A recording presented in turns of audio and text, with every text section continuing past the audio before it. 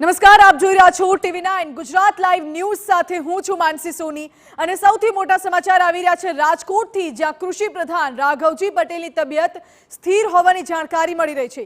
Brain stroke આવ્યા બાદ રાજકોટની સિનર્જી હોસ્પિટલમાં તેઓ સારવાર હેઠળ હતા અને રાઘવજી પટેલને 2 થી 3 દિવસ હજુ પણ ઓબ્ઝર્વેશનમાં રાખવા પડશે તેવી જાણકારી છે। 2 થી 3 અઠવાડિયા તેમને ફક્ત આરામ કરવો પડશે। ગત રાતથી જ તબિયત વધુ નથી બગડી તે પણ એક સારો સંકેત છે તેવું પણ તબીબોનું કહેવું છે। મહત્વનું છે કે ગાંવ ચલો અભિયાન દરમિયાન તેમને બ્રેઇન સ્ટ્રોક આવ્યો હતો અને તેમને સારવાર માટે ખસેડવામાં આવ્યા। જામનગર જિલ્લાના બેરાજા ગામે ગત રાત્રે તેઓ ગાંવ ચલો અભિયાન હેઠળ ઉપસ્થિત હતા અને તે દરમિયાન તેમને બ્રેઇન સ્ટ્રોક આવતા તેમને રાજકોટની હોસ્પિટલમાં ખસેડાયા।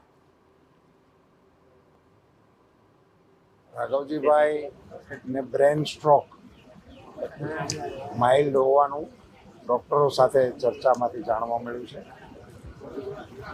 એમની તબિયત ડૉક્ટરોના કહેવા પ્રમાણે સુધારા ઉપર છે।